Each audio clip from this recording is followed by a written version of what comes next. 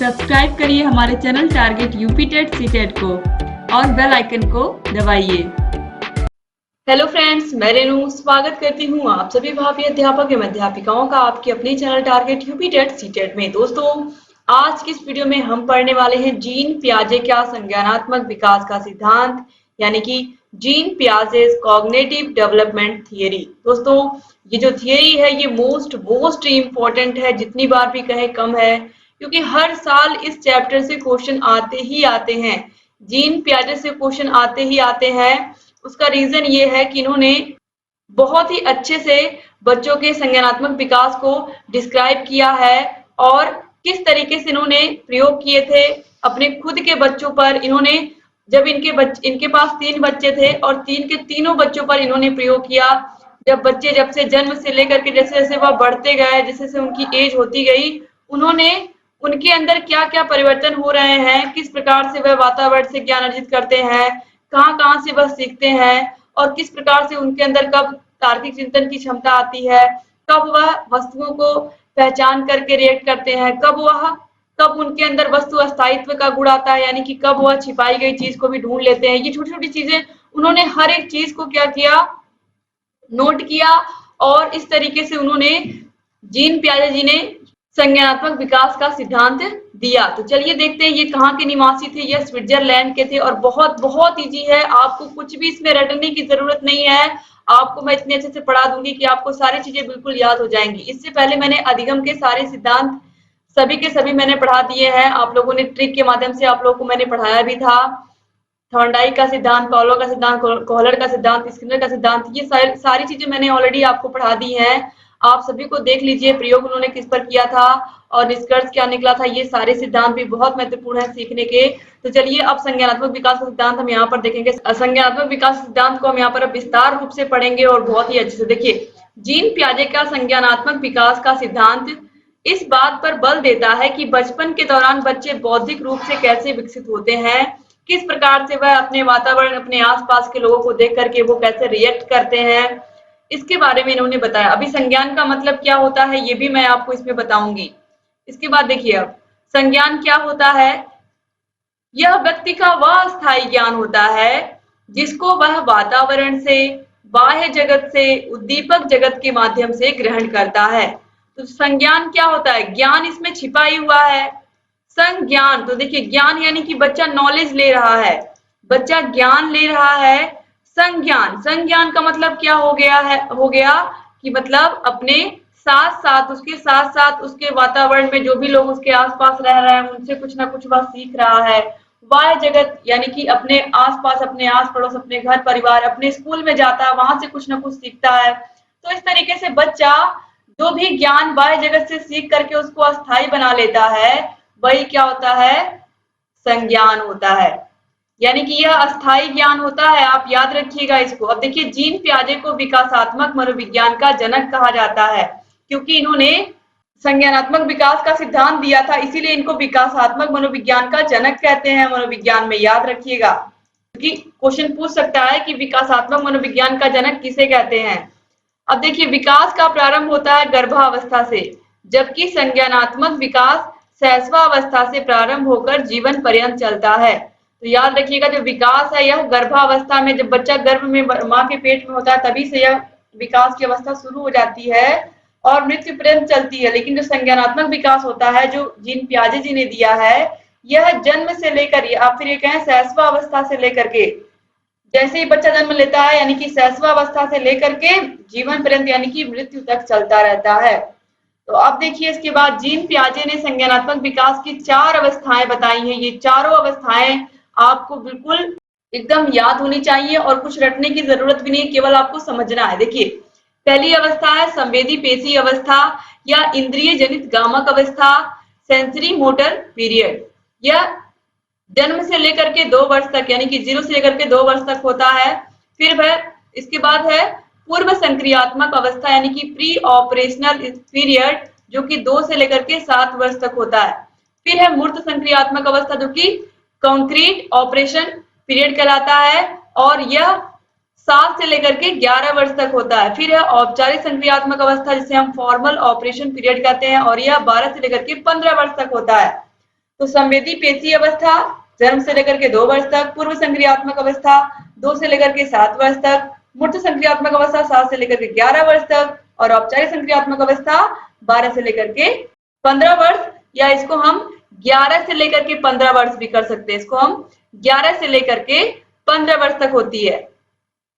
अब यहाँ पर हम सबसे पहली अवस्था पढ़ेंगे संवेदी पेशी अवस्था या इंद्रिय जनित गामक अवस्था। जब बच्चा जन्म से लेकर के 2 वर्ष तक का होता है, बस इसमें यही सारी चीजें हमको पढ़नी है, इसके अंदर क्या क्या परिवर्तन होते हैं और वह अपने बाह्य जगत के साथ किस तरीके से व्यवहार करता है। देखिए, संवेदी पेशी अवस्था या फिर इंद्रिय जनित गामक अवस्था, इसका मतलब क्या होता है? इंद्रिय जनित गामक अवस्था का मतलब इंद्रियां कौन कौन सी हैं? आंख, कान, नाक, जीभ और त्वचा। तो बच्चे के जो गुरु होते हैं, आप कह सकते हैं यही होते हैं, जब वह इंद्रिय जनित गामक अवस्था में होता है, 0 से लेकर के 2 वर्ष तक होता है, तो वह अपनी इंद्रियों के माध्यम से सीखता है, इसीलिए इसे इंद्रिय जनित गामक अवस्था भी कहते हैं। और इसके अलावा देखिए, संवेदी पेशी अवस्था, इसमें बच्चा खिलौनों के माध्यम से खेलता है, खिलौनों को गिराता भी है, पटकता भी है और उसी में दिन भर लगा रहता है। देखिए, इसे इंद्रिय जनित गामक अवस्था भी कहते हैं। इस अवस्था में शिशु अपनी संवेदनाओं व शारीरिक क्रियाओं के द्वारा सीखता है। वह वस्तुओं को देखकर, सुनकर, स्पर्श करके, गंध तथा स्वाद के माध्यम से ज्ञान ग्रहण कर लेता है। जैसे कि अब अगर बच्चे के सामने मोमबत्ती रखी है, मोमबत्ती जल रही है, तो बच्चा एक बार इस मोमबत्ती को अगर टच कर लिया और उसका हाथ जल गया, तो वह दोबारा इस मोमबत्ती को नहीं टच करेगा, जलती हुई मोमबत्ती को नहीं टच करेगा, क्योंकि उसे समझ में आ गया कि उसका हाथ जल गया, उसकी त्वचा जल गई। तो त्वचा क्या है? इंद्रियां ही तो हैं। तो इस तरीके से बच्चे की जो इंद्रियां होती हैं, वही उसकी क्या होती हैं? गुरु होती हैं, आप कह सकते हैं। तो वह वस्तुओं को देख करके, सुन करके, स्पर्श करके और गंध और स्वाद के माध्यम से ज्ञान ग्रहण करता है। इस अवस्था में शिशु अपने हाथ पैरों को चलाना और शब्दों को बोलना सीख जाता है, जैसे कि माँ कह लेता है, पापा, नाना, दादी, बाबा, इस तरीके से वह इन वर्ड्स को बोलना सीख जाता है इस अवस्था में, 0 से 2 वर्ष तक की अवस्था में। और वह अपने पैरों पर चलना भी सीख जाता है, छोटे छोटे शब्दों को बोलने लगता है, जैसा कि अभी मैंने आपको बताया कि वह अपने परिवार के लोगों को इस तरीके से संबोधन के माध्यम से बुलाता है, पापा, चाचा, चाची, दादी, बाबा।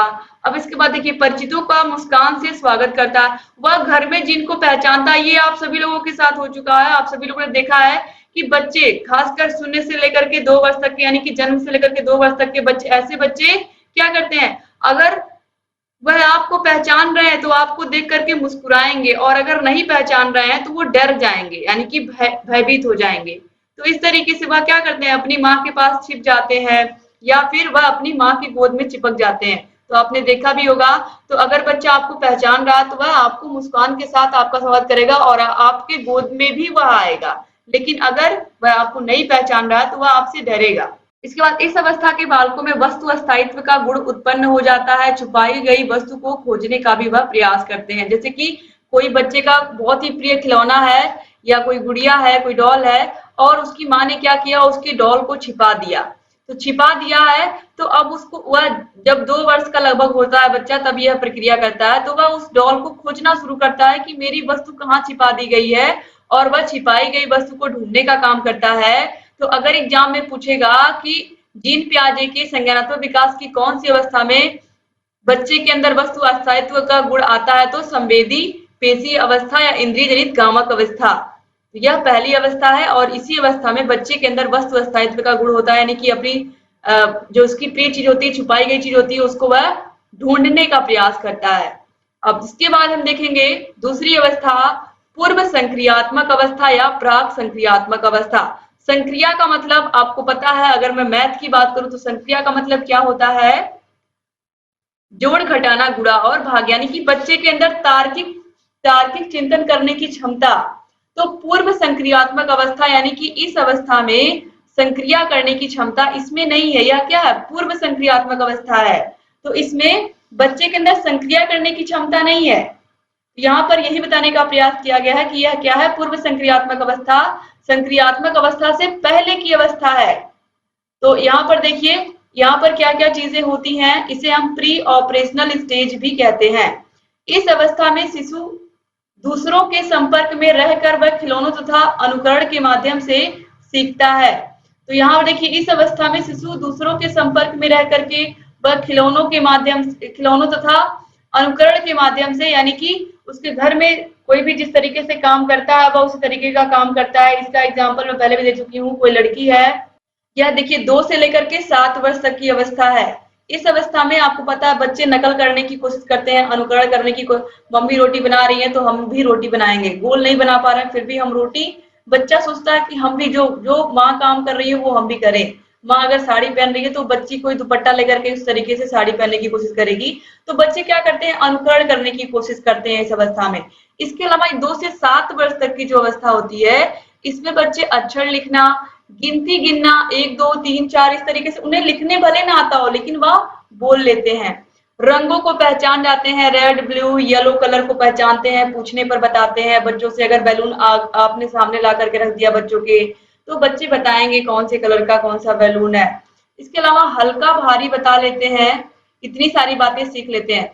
हल्का भारी का मतलब दोस्तों यहाँ पर सिंपली आप समझिए कि उनके सामने अगर कोई भारी वस्तु या हल्की वस्तु अगर उन्होंने उसको छू लिया है, यानी कि अपने हाथों से छू लिया है, तो वह यह महसूस कर लेंगे कौन सी भारी है कौन सी हल्की है। लेकिन अगर बच्चे के सामने कोई बड़ी वस्तु आप रख दोगे, और जैसे आपने 1 किलो रुई रख दिया, 1 किलो रुई अगर आपने रखा तो वो रुई बहुत ज्यादा दिखेगी।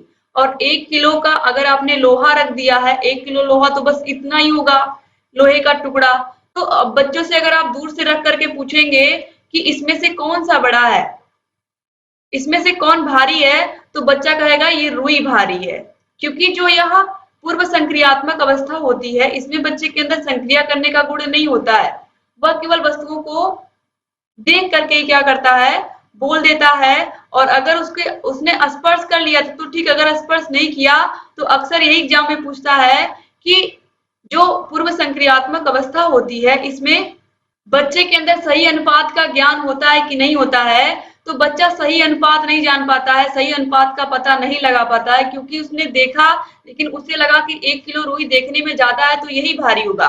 लेकिन आपको पता है कि दोनों ही क्या है, बराबर है। लेकिन बच्चे की दृष्टि में क्या है कि 1 किलो रुई जो है यह भारी है, और यह क्या है, ये छोटा होने की वजह से लोहे का जो टुकड़ा है यह भारी नहीं है। तो इस तरीके से बच्चे के अंदर अभी सही अनुपात में अंतर करना यह नहीं आता है बच्चे को पूर्व संक्रियात्मक अवस्था में। अब देखिए इसके बाद माता पिता की आज्ञा मानते हैं। तो 2 से 7 वर्ष तक के बच्चे होते हैं, माता पिता की आज्ञा मानते हैं। अपना नाम कोई पूछता है, कोई रिलेटिव आता है घर में तो वह बता ले जाते हैं। छोटे कार्यों में भाग लेना इत्यादि सीख जाते हैं, यानी कि माता पिता कोई काम कर रहे हैं तो पास में बैठकर बच्चा भी कहता है कि हम भी आपके साथ काम कराएंगे।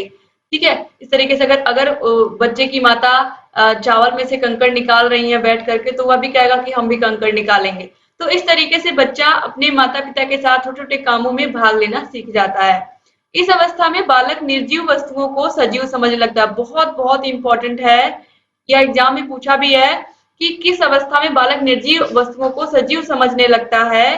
तो इसे हम कहते हैं जीववाद। क्या कहते हैं, इस स्थिति को हम कहते हैं जीववाद। याद रखिएगा, जीववाद का गुण बच्चों में कब आता है, कौन सी अवस्था में, पूर्व संक्रियात्मक अवस्था में। वह निर्जीव वस्तुओं को भी, उनके पास डॉल होगी, उनके पास हेलीकॉप्टर होगा, जो भी चीज वो चलती हुई देखेंगे उनको लगेगा कि यह क्या है, सजीव है। पंखे को देख करके समझेंगे कि पंखा चल रहा है तो वह सजीव है।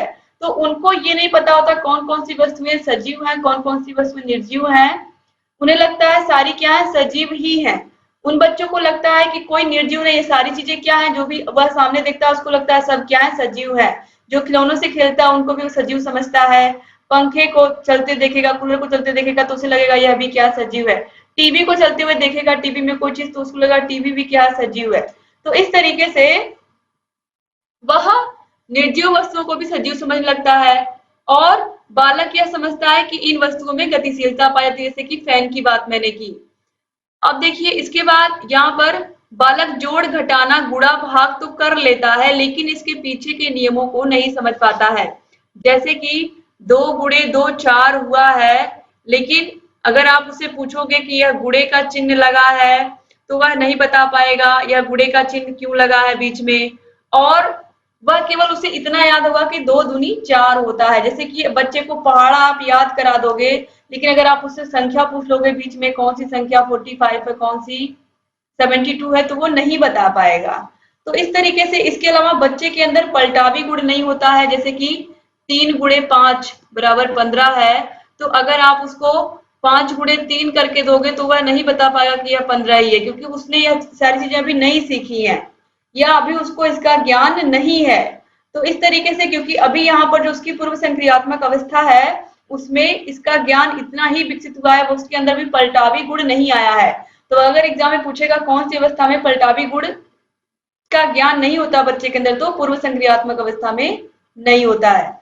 अब इसके बाद देखिए 2 से 7 वर्ष तक की अवस्था आपने देख ली। अब इसके बाद हम देखेंगे मूर्त संक्रियात्मक अवस्था या स्थूल संक्रियात्मक अवस्था, जो कि 7 से लेकर के 11 वर्ष तक की होती है। स्थूल से सूक्ष्म की ओर, स्थूल का मतलब क्या होता है, मूर्त होता है। ऐसी वस्तुएं जो हमारे आसपास हमें दिखाई दे रही है। बच्चा क्लासरूम में पढ़ रहा है तो क्लासरूम में वह टीचर को देख रहा है, ब्लैक बोर्ड को देख रहा है, क्लास में फैन है, कुर्सियां हैं, डेस्क है, बच्चों को बैठने के लिए बेंच लगाई गई है। इसके अलावा क्लास में जो भी मेज पर सामान रखे हुए हैं, बच्चे को चौक दिख रहा है, डस्टर दिख रहा है, ग्लोब दिख रहा है, पेन दिख रहा है। तो ये सारी चीजें बच्चे को दिख रही है। जो चीजें बच्चे को दिखती हैं वह उनके बारे में मूर्त चिंतन कर सकता है, यानी कि उनके बारे में वह संक्रिया कर सकता है, उनके बारे में वह तार्किक चिंतन कर सकता है। तो यही है 7 से लेकर के 11 वर्ष तक की अवस्था। इस अवस्था में बालक 2 वस्तुओं के मध्य अंतर कर लेता है, यानी कि अब उससे आप पूछोगे 4 - 2 तो वह आसानी से 6 बता लेगा और बताएगा कि यह घटाने का चिन्ह है, और इससे अगर हम किसी भी संख्या में से कोई संख्या घटाते हैं तो वह घट जाती है, कम हो जाती है। गुणा क्या होता है, भाग क्या होता है, बच्चा ये सारी चीजें अब इसमें बता ले जाएगा।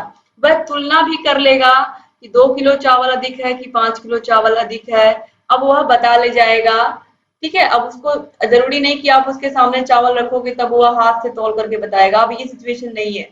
इसके अलावा 2 वस्तुओं में समानता भी बता लेगा, सही गलत में भेद भी कर लेगा। ये सारी चीजें वह सीख लेता है 7 से 11 वर्ष तक की अवस्था में, यानी कि मूर्त संक्रियात्मक अवस्था में। कक्षा में जो भी सामान देखता है वह उसके बारे में वह आपको सारी चीजें बता पाएगा।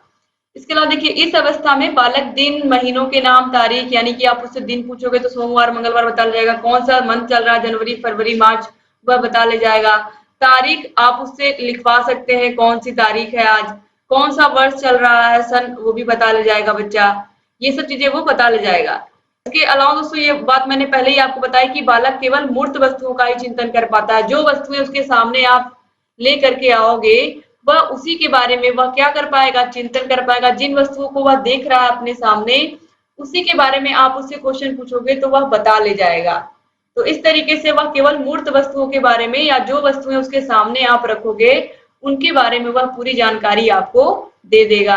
अब दोस्तों यहाँ पर जो मूर्त संक्रियात्मक अवस्था है इसमें एग्जाम इस तरीके से पूछता है कि किस अवस्था में बच्चे 2 वस्तुओं में अंतर कर लेते हैं, तुलना कर लेते हैं या समानता कर लेते हैं। तो आप क्या बताओगे, मूर्त संक्रियात्मक अवस्था में, जो कि 7 से लेकर के 11 वर्ष तक की अवस्था होती है, और इस अवस्था में बच्चा स्कूल जाना शुरू कर देता है, उसको उसके नए नए दोस्त बन जाते हैं, तो वह बहुत सारी चीजें और भी सीख लेता है। दोस्तों इस तरीके से जो मूर्त संक्रियात्मक अवस्था होती है इसमें बच्चे जिस वस्तु को देख रहे हैं उसके बारे में वो सारी चीजें बता ले जाते हैं। अगर आप किसी भी पेड़ को लाकर क्लास में रख दोगे, किसी पौधे को गमले में लगा हुआ पौधा लाकर क्लास में आप रख दोगे और बच्चे से पूछोगे तो आप उसके बारे में सारी जानकारी बच्चा आपको दे देगा कि इसके जड़ें किस तरीके की है, इसकी पत्तियां कैसी हैं और इसकी क्या क्या विशेषताएं हैं, फल फूल कब आते हैं और यह जो पेड़ है यह किस प्रकार का है, सभी के बारे में पूरी जानकारी बच्चे दे देंगे। इसके अलावा बच्चों से आप क्लास में खड़े होकर कोई भी चीज उनको दिखाओगे, पूछोगे यह किस चीज से बना है तो वह भी बता ले जाएंगे। पेन को आप दिखाओगे तो बच्चे बताएंगे प्लास्टिक है। इसके अलावा अगर आप बच्चों को विद्यालय की घंटी दिखाएंगे तो बच्चे बताएंगे कि यह लोहे की बनी हुई है, या जिस भी प्रकार के जिस मटेरियल की बनी हुई होगी उस मटेरियल का नाम वो लेकर के बताएंगे आपको कि इस चीज से यह बनी हुई है। तो आप बच्चे दरवाजा खिड़की सभी को बता जाएंगे कि दरवाजे खिड़कियां जो है लकड़ी से बनी हुई हैं। तो यह सब चीजें बच्चे जो भी चीज उनके सामने दिखेगी उसके बारे में वह क्या कर लेंगे, उसके बारे में वह आपको विस्तार से बता देंगे। 7 से 11 वर्ष तक की अवस्था में मूर्त संक्रियात्मक अवस्था या स्थूल संक्रियात्मक अवस्था। स्थूल का मतलब ऐसी वस्तुएं जो हमें दिखाई देती हैं। अब देखिए औपचारिक संक्रियात्मक अवस्था, आपने शिक्षण सूत्र पढ़ा था स्थूल से सूक्ष्म की ओर, यानी कि जो चीज हमें मूर्त में दिखाई दे रही है और जो नहीं दिखाई दे रही है उससे कैसे हम इसको कनेक्ट करें। तो औपचारिक संक्रियात्मक अवस्था जो होती है 11 से 15 वर्ष तक की, इसमें बच्चे के अंदर सोचने समझने की क्षमता उत्पन्न हो जाती है, तार्किक क्षमता उत्पन्न हो जाती है और वह सही गलत में अंतर, इसके अलावा वह कल्पना कर लेता है, चिंतन कर लेता है, निरीक्षण कर लेता है, ये सारी चीजें वह कर लेता है और वह अमूर्त चिंतन करने लगता है।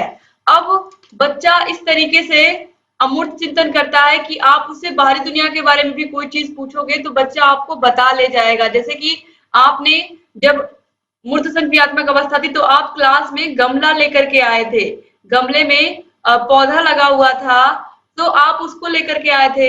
अब आपको गमला लाने की जरूरत नहीं है इस अवस्था में। इस अवस्था में आप उससे पूछोगे कि जो आम फल होता है उसकी पत्तियां कैसी होती हैं, आम का पेड़ आपने कहाँ कहाँ देखा है, तो बच्चे सारी बातें बता ले जाएंगे। क्योंकि अब आप उनको स्कूल के बाहर अगर आप पूछोगे कि क्लास में आप हो और स्कूल के बाहर बाउंड्री के बाहर जो पेड़ लगे हुए हैं उनके बारे में बच्चों से पूछोगे तो वह क्लासरूम में भले बैठे हुए हैं लेकिन वो बाहर की भी पूरी जानकारी आपको दे देंगे। क्योंकि अब वह अमूर्त चिंतन करने लगे हैं। अमूर्त चिंतन करने से क्या होता है कि जो वस्तुएं उन्हें दिखाई नहीं दे रही हैं, जो वस्तुएं उन्हें दिखाई नहीं दे रही हैं, उनके बारे में भी वह क्या कर सकते हैं, बता सकते हैं। दोस्तों यहाँ पर देखिए, इसके अलावा अगर आप बच्चे से, दोस्तों जो औपचारिक संक्रियात्मक अवस्था होती है, जैसा कि मैंने बताया कि इसमें बच्चे मूर्त वस्तुओं के साथ साथ अमूर्त वस्तुओं के बारे में भी चिंतन करने लगते हैं। तो अगर एग्जाम में पूछेगा कि कौन सी अवस्था होती है जिसमें बच्चे अमूर्त चिंतन करना शुरू कर देते हैं या ऐसी वस्तुएं जिनके बारे में वह देख नहीं रहे हैं लेकिन उनके बारे में वह सोच सकते हैं, समझ सकते हैं, तो यह क्या हो गया, अमूर्त चिंतन की अवस्था या औपचारिक संक्रियात्मक अवस्था, जिसमें बच्चे क्या कर रहे हैं, जो वस्तुएं उन्हें दिखाई नहीं दे रही हैं उनके बारे में भी वह सोच सकते हैं। जैसे कि क्लासरूम में टीचर हर चीज को लेकर के नहीं आ सकता है। क्लासरूम में एक टीचर सारी चीजें लेकर के तो नहीं आ सकता है ना। तो जो अमूर्त चिंतन, इसीलिए तो शिक्षक कहते हैं कि तुम सोचो, यानी कि अपने दिमाग में एक तस्वीर बनाओ या इस तरीके से कि मान लो तुम चौराहे पर जा रहे हो, चारों तरफ गाड़ियां आ जा रही हैं, ट्रैफिक है, बीच में ट्रैफिक पुलिस खड़ी है, तो ये सारी चीजें आप क्लास में तो बच्चों के सामने तुरंत आप सारी चीजें लेकर के नहीं आ सकते ना। तो कुछ चीजें क्या करनी पड़ती है, बच्चों को खुद सोचनी पड़ती है या अमूर्त चिंतन। अब बच्चे को आप कहोगे कि तुम सड़क पर जा रहे हो, ट्रैफिक है, तो बच्चा अपने माइंड में इस तरीके का इमेज अपने आप बनाने लगता है। वो सामने उसके नहीं दिख रहा है लेकिन वह क्या कर रहा है, अमूर्त चिंतन, जो वस्तु उसको दिखाई नहीं दे रही है सामने, उसके सामने नहीं दिखाई दे रही है, फिर भी वह उसके बारे में सोच रहा है। इसका सिंपल सा एग्जाम्पल मैं आपको देती हूँ। जब बच्चे इस अवस्था में 11 से 15 वर्ष तक की अवस्था में होते हैं, मान लीजिए किसी बच्चे का इस वर्ष की इसी आयु वर्ग का बच्चा है 11 से 15 वर्ष का, उसका स्कूल जाने का मन नहीं था। तो स्कूल जाने का मन नहीं था, फिर भी मम्मी पापा ने कहा कि नहीं नहीं तुम्हें स्कूल जाना पड़ेगा, स्कूल जाना पड़ेगा। वो बच्चा स्कूल चला तो गया है लेकिन उसका दिमाग कहाँ है, उसका दिमाग कहाँ लगा हुआ है, उसके घर पर लगा हुआ है कि घर पर मम्मी क्या कर रही होंगी, दादी क्या कर रही होंगी, और मैं इस पर घर पर होता तो मैं क्या करता, मैं खेलता, मैं टीवी देख रहा होता, मैं गेम खेल रहा होता अगर इस टाइम मैं घर पर होता। बच्चा स्कूल में है लेकिन उसका दिमाग कहाँ है, घर पर है, और वह क्या कर रहा है, स्कूल में रहते हुए वह घर के बारे में सोच रहा है कि मैं अगर घर पर होता तो मैं क्या क्या करता, मैं खेलता, मैं गेम खेलता, या फिर मैं टीवी देखता, या फिर मैं कहीं घूमने गया होता। तो इस तरीके से बच्चा स्कूल में है लेकिन घर के बारे में सोच रहा है।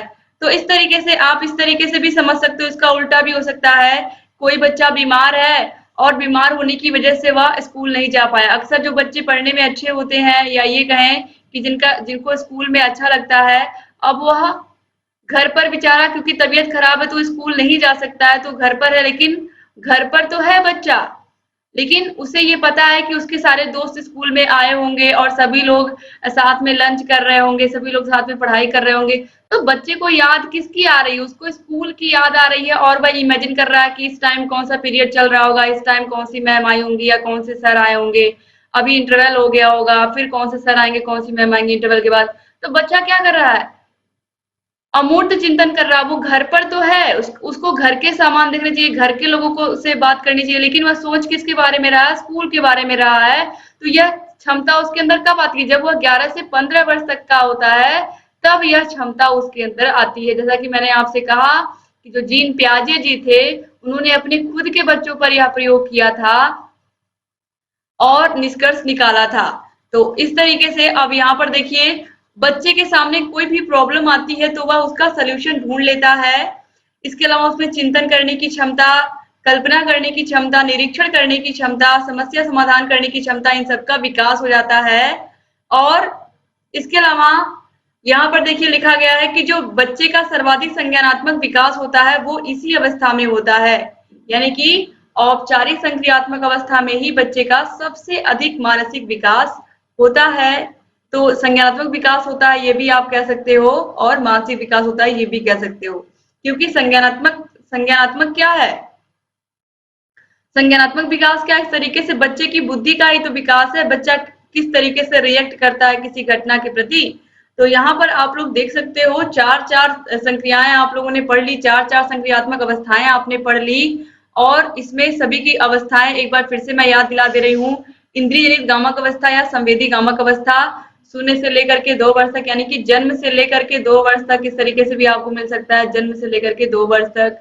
और फिर इसके बाद आती है पूर्व संक्रियात्मक अवस्था जो कि 2 से लेकर के 7 वर्ष तक होती है। फिर आती है मूर्त संक्रियात्मक अवस्था जो कि 7 से लेकर के 11 वर्ष तक होती है। और फिर आती है अमूर्त संक्रियात्मक अवस्था या औपचारिक संक्रियात्मक अवस्था। तो ये हो गया 11 से 15 वर्ष तक। तो इस तरीके से यहाँ पर इन्होंने अपने बच्चों के ऊपर अध्ययन किया था और ये सारे निष्कर्ष निकाले थे उन्होंने। तो जीन पियाजे जी ने यह पूरी थ्योरी बताई थी, चारों के चारों यह कौन से वर्ष से कौन से वर्ष तक हैं और इनका क्या क्या नाम है। अब देखिए यहाँ पर ये जो मूर्त संक्रियात्मक अवस्था है इसको हम अनौपचारिक भी कह सकते हैं, अनौपचारिक संक्रियात्मक अवस्था भी कह सकते हैं। तो ये भी नाम आप याद रखिएगा, अनौपचारिक हो गया यह, और यह क्या हो गया? औपचारिक हो गया। तो ये चौथी अवस्था हो गई आपकी औपचारिक संक्रियात्मक अवस्था। दोस्तों यहाँ पर 4 होना चाहिए था, यहाँ पर 5 लिख उठा था, तो इसको आप सही कर लीजिएगा। तो 4 अवस्थाएं बताई हैं जीन पियाजे जी ने। कौन कौन सी अवस्था एक बार फिर से मैं आपको बताती हूँ, आप लोग बिल्कुल दिमाग में बिठा लीजिए इसको। इंद्रिय जनित गामक अवस्था या संवेदी गामक अवस्था जन्म से लेकर के 2 वर्ष तक। फिर उसके बाद पूर्व संक्रियात्मक अवस्था जो कि 2 से लेकर के 7 वर्ष तक। फिर उसके बाद मूर्त संक्रियात्मक अवस्था जो कि 7 से लेकर के 11 वर्ष तक। और फिर अमूर्त संक्रियात्मक अवस्था या औपचारिक संक्रियात्मक अवस्था 11 से लेकर के 15 वर्ष तक। तो इस तरीके से यहाँ पर आप लोगों ने पूरा जीन पियाजे का संज्ञानात्मक विकास का सिद्धांत अभी पढ़ा।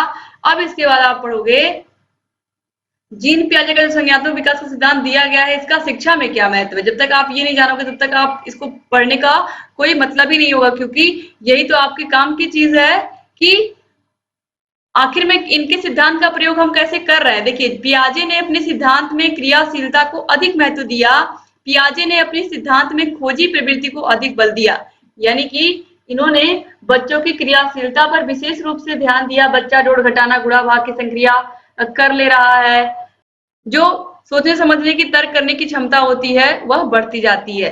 अब इसके बाद देखिए पियाजे के अनुसार पाठ्यक्रम बालकों के मस्तिष्क के अनुकूल होना चाहिए, अर्थात उन्होंने बाल केंद्रित शिक्षा पर बल दिया। तो उन्होंने बच्चों की हर एक गतिविधि को नोट किया, बच्चे की बुद्धि का विकास किस तरीके से हो रहा है इसके बारे में उन्होंने पूरा सर्च किया।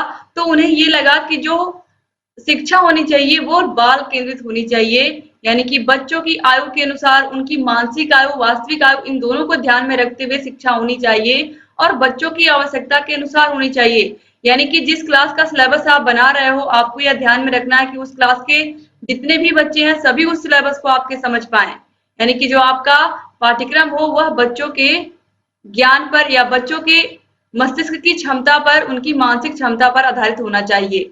फिर है पियाजे ने शिक्षक के पद को महत्वपूर्ण बताते हुए कहा कि शिक्षक को बालक की समस्या का समाधान करना चाहिए और शिक्षक बालकों की समस्या का समाधान करते भी हैं। तो ये बिल्कुल सही है दोस्तों। आप सभी भी शिक्षक बनने जा रहे हो, आप सभी लोग शिक्षक बन चुके हो, बनना बस केवल आपको एक टैग लेना है अपने ऊपर, गवर्नमेंट टीचर का।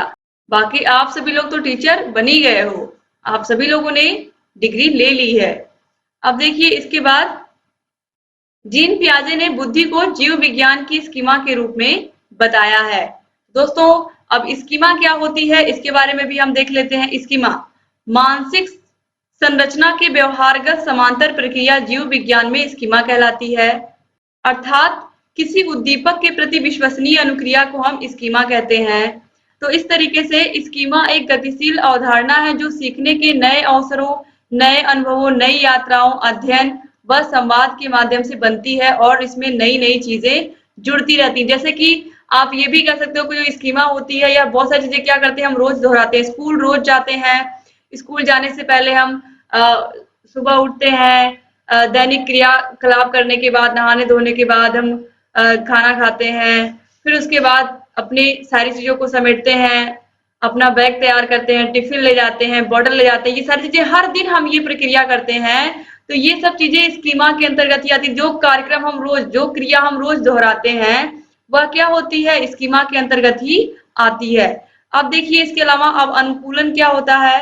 वातावरण के अनुसार अपने आप को ढालने के लिए व्यक्ति कुछ न कुछ क्रियाएं करता है जो कि दो प्रकार की होती हैं। अनुकूलन जो कि दो प्रकार की होती हैं, आत्मीकरण और समायोजन। तो देखिए आत्मीकरण क्या होता है, आत्मीकरण को हम सम्मिलन भी कहते हैं, समावेशीकरण भी कहते हैं और सात्मीकरण भी कहते हैं। तो पूर्व ज्ञान में नवीन ज्ञान को सम्मिलित कर लेना आत्मीकरण कहलाता है।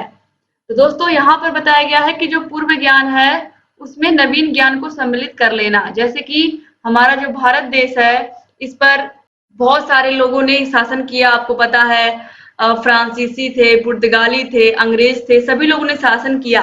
लेकिन जो हमारी सभ्यता है, संस्कृति है, वह वे नहीं बदल पाए, बल्कि उन्होंने क्या किया, उन्होंने कुछ एक्स्ट्रा हमें दिया। जैसे कि अंग्रेजों ने जब भारत में शासन किया तो उन्होंने क्या किया, चाय का प्रचार किया। तो उन्होंने क्या किया कि हमारी जो आज के समय में आप देख रहे हो कि दैनिक रूटीन जो हमारा उसमें चाय शामिल हो गया है। तो वह क्या किए, अपनी संस्कृति को कुछ ना कुछ, हमारी संस्कृति में कुछ ना कुछ वह दे करके गए।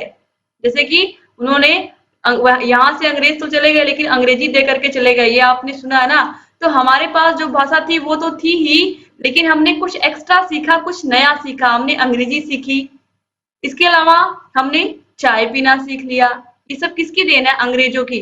तो हमारे पास जो ज्ञान था, हमारी जो संस्कृति, हमारी जो सभ्यता है, हमारे जो त्योहार है वो तो हम मनाते हैं, सारी चीजें करते हैं, लेकिन इसमें इन्होंने क्या किया, कुछ नई नई चीजें हमें वो दे करके चले गए और इसको भी हमने क्या किया, अपने जीवन में धारण कर लिया, जैसा कि अभी मैंने आपको समझाया। तो इस तरीके से हमने क्या किया, कुछ चीजों को और जोड़ लिया, यानी कि जो हमारा पूर्व ज्ञान था, जो हमारी संस्कृति सभ्यता, उसको हमने नहीं छोड़ा, हमारे रीति रिवाज जो है उसको हमने नहीं छोड़ा, बस बल्कि कुछ चीजों को हमने क्या किया, जैसे कि हम अपनी भाषा तो सीख ही रहे थे हिंदी, लेकिन उसके साथ साथ हमने इंग्लिश सीखना भी शुरू कर दिया। हम लस्सी छाछ तो पीते ही थे लेकिन हमने चाय पीना भी शुरू कर दिया। तो ऐसा नहीं है कि हम वो सब चीजें पीना भूल गए हैं, क्या वो सब चीजें हमें भूल चुकी हैं, हमें आता नहीं बनाना। तो हमें जो चीजें, जिन चीजों का ज्ञान पहले से था उसमें हमें कुछ कुछ चीजें हमने क्या की, नवीन ऐड की, नई चीजें ऐड की। अब समायोजन क्या है, देखिए समायोजन, इसमें बच्चा नए नए ज्ञान के लिए पूर्व ज्ञान में संशोधन करके उसको अपने व्यवहार में शामिल कर लेता है। इसे ही हम क्या कहते हैं, समायोजन। तो पूर्व ज्ञान में संशोधन करके उसको अपने व्यवहार में शामिल कर लेता है। आपने यहाँ पर आत्मीकरण में देखा था कि हमने अपने पूर्व ज्ञान में कोई संशोधन नहीं किया था। हमारी जो सभ्यता संस्कृति है, सभ्यता संस्कृति हमारी कुछ बदली नहीं, बल्कि जो नई चीजें अंग्रेजों ने दी वह हम क्या कर लिए, वह भी हमने ले लिया, नया ज्ञान भी हमने सीख लिया, अपनी पुरानी परंपराओं को, अपनी संस्कृति को नहीं छोड़ा। लेकिन यहाँ पर आप देखिए जो समायोजन है, एकोमोडेशन, इसमें क्या होगा, हम जो पूर्व ज्ञान है उसमें संशोधन कर लेंगे, यानी कि जो हमें पहले से ज्ञान पता है उसमें हम क्या कर लेंगे, संशोधन कर लेंगे और उसको अपने व्यवहार में शामिल कर लेंगे। इसके अलावा दोस्तों आत्मीकरण की बात मैं करूं तो अगर बच्चे को जोड़ घटाना आ रहा है, उसको जोड़ घटाने की क्रिया आपने सिखाई है, तो जोड़ घटाने का ज्ञान, अब उसको अगर आप गुणा और भाग सिखा रहे हो तो गुणा की संक्रिया में उसको जो उसने पूर्व ज्ञान यानी कि जो उसने वो उसको आपने पूर्व में सिखाया था जोड़, वह जोड़ यानी कि जो वह उसका पूर्व ज्ञान उसको गुणा सीखने में मदद करेगा। अगर आपने उसको घटाने की प्रक्रिया सिखाई है तो यह घटाने की प्रक्रिया, घटाने का पूर्व ज्ञान उसको भाग की प्रक्रिया सीखने में मदद करेगा। तो इस तरीके से जो आत्मीकरण होता है या सात्मीकरण होता है, एसिमिलेशन होता है, इसमें जो बच्चे ने पूर्व में ज्ञान सीखा है वह उसको नवीन ज्ञान सीखने में, जोड़ उसको गुणा सीखने में मदद करेगा और घटाना उसको भाग सीखने में मदद करेगा। तो इस तरीके से जो पहले से उसने सीखा है वह उसको आगे नवीन ज्ञान सीखने में मदद करता है। ठीक है, तो यह होता है आत्मीकरण या सम्मिलन। यह भी एक एग्जाम्पल है इस तरीके से, यानी कि यहाँ पर आपको जोड़ कुछ अलग तरीके से, जोड़ में कोई परिवर्तन नहीं हुआ है, घटाने में कोई परिवर्तन नहीं है, जो आपने सीखा है जोड़ और घटाना वो वही है, उसमें कोई परिवर्तन नहीं किया गया है, बल्कि इसी की सहायता से आपने गुणा और भाग भी जाना।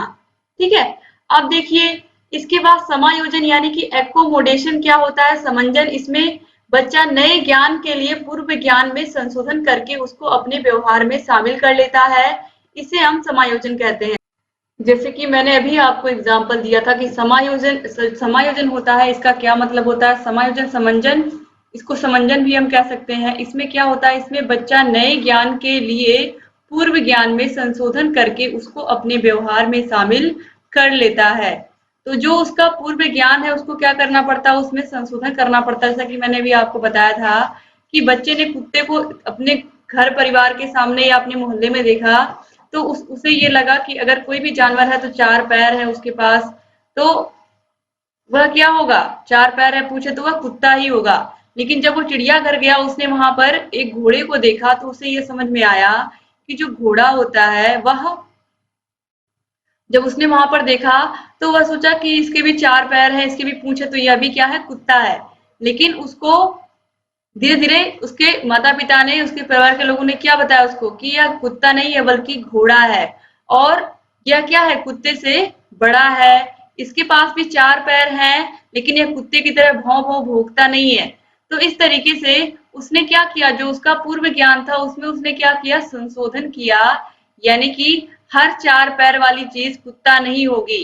यह उसने क्या किया, अपने इस स्कीमा में जो पहले से बन चुकी स्कीमा थी कि चार पैर वाला एक पूंछ वाला कुत्ता ही होगा, अब वह स्कीमा में क्या कर रहा है, अपने संशोधन कर रहा है, अपनी नई स्कीमा बना रहा। नई स्कीमा क्या बना रहा है कि चार पैर वाला घोड़ा भी हो सकता है, और यह क्या है, घोड़ा है, और इसकी लंबाई, इसकी चौड़ाई, इसका भार जो है यह क्या है, कुत्ते से अधिक है, और यह कुत्ते की तरह भौंकता नहीं है। तो इस तरीके से उसने क्या किया, अपने पूर्व ज्ञान में जो उसने पहले सीखा था उसमें संशोधन किया। तो यह हो गया समायोजन। तो दोस्तों यहाँ पर क्या करना पड़ता है, हमें अपने पूर्व ज्ञान में संशोधन करना पड़ता है, तो यह होता है समायोजन। और आत्मीकरण में क्या होता है, पूर्व ज्ञान में हम कुछ नया जोड़ते हैं, पूर्व ज्ञान जो हमारा था वैसे ही रहता है, इसमें हम कुछ नया ऐड कर लेते हैं, तो यह हो जाता है हमारा आत्मीकरण। तो इस तरीके से यहाँ पर आप लोगों ने पूरा जीन पियाजे का सिद्धांत पढ़ लिया, और यहाँ पर चारों के चारों सिद्धांतों को पढ़ने के बाद आप लोगों ने स्कीमा भी देखा, इसके अलावा आत्मीकरण भी देखा, समायोजन भी देखा। तो इस तरीके से आप लोगों ने पूरे का पूरा ये चैप्टर कंप्लीट कर लिया। मुझे पूरी उम्मीद है कि ये वीडियो आपको पसंद आई होगी और आप लोग इसको अपने कॉलेज फ्रेंड्स के साथ जरूर शेयर करेंगे। आपके जो सबसे प्यारे 5 मित्र हैं या 4 हैं, 2 हैं, जितने भी हैं, आपके जो बेस्ट फ्रेंड हैं जिनको आप चाहते हो कि आप वो भी परीक्षा में अच्छे से अच्छा स्कोर करें, तो आप लोग प्लीज वीडियो को शेयर कर दिया करें कॉलेज के ग्रुप में, व्हाट्सएप ग्रुप में, जहां पर आपको लगे कि आपके फ्रेंड्स की भी इससे भलाई हो सकती है। इस वीडियो को देखने के बाद उनको भी कॉन्सेप्ट समझ में आ जाएगा, तो प्लीज आप वीडियो को शेयर जरूर कर दिया करें। दोस्तों वीडियो कैसा लगा आप मुझे जरूर बताइएगा, वीडियो को लाइक करके ही जाइएगा। आपके कमेंट्स हमारे लिए बहुत बहुत मायने रखते हैं। आपके कमेंट्स ही बताते हैं कि आपको वीडियोस कैसे लग रहे हैं, आपको समझ में आ रहे हैं या नहीं, ये कमेंट्स ही बताते हैं। तो प्लीज आप लोग वीडियो को पूरा देखा करें, और यहाँ ऊपर आई बटन पर भी क्लिक करके आपको सारे वीडियोस की लिंक मिल जाएगी। जहाँ कहीं कोई भी समस्या आ रही है आप हमसे बताइए, और लगातार आपके लिए हम ऐसे ही वीडियोस लेकर के आते रहेंगे। डिस्क्रिप्शन बॉक्स, कमेंट बॉक्स में आपको सारे वीडियोस की लिंक मिल जाएगी। बिना कोचिंग के आप एग्जाम की तैयारी कैसे कर सकते हैं ये भी मैंने आप लोगों को बताया है। और आप अपनी तैयारी को बेहतर करिए। अगर चैनल को अभी तक सब्सक्राइब नहीं किया है तो प्लीज सब्सक्राइब कर दीजिए, और सबसे महत्वपूर्ण चीज, घंटी का निशान भी दबा दीजिएगा। घंटी का निशान अगर आप नहीं प्रेस किए रहेंगे तो सारी वीडियोस की नोटिफिकेशन आपके पास समय से नहीं पहुंचेगी। दोस्तों, आप लोगों को हर एक विषय की हम बिल्कुल फ्री पीडीएफ दे रहे हैं। हर विषय की पीडीएफ के लिए आप हमारे टेलीग्राम चैनल को ज्वाइन कर लीजिए। टेलीग्राम चैनल का लिंक आपको डिस्क्रिप्शन बॉक्स और कमेंट बॉक्स में मिल जाएगा। हर विषय की फ्री पीडीएफ हम देंगे, हर क्लास की। आप लोग जुड़ जाइए टेलीग्राम चैनल से। और आप सिंपली टेलीग्राम पर जा करके भी target UP TET CTET search कर सकते हैं। वहां पर भी आपको हमारे चैनल का लोगो मिल जाएगा, इस तरीके से येलो कलर का TUC लिखा हुआ। तो उस वहां पर उसको भी क्लिक करके आप चैनल को ज्वाइन कर सकते हैं। तो इस तरीके से उम्मीद करती हूँ कि ये वीडियो आपको पसंद आई होगी, और आप लोग वीडियो को ऐसे ही देखते रहेंगे। जहां कहीं कोई भी समस्या आएगी हमसे बताते रहेंगे।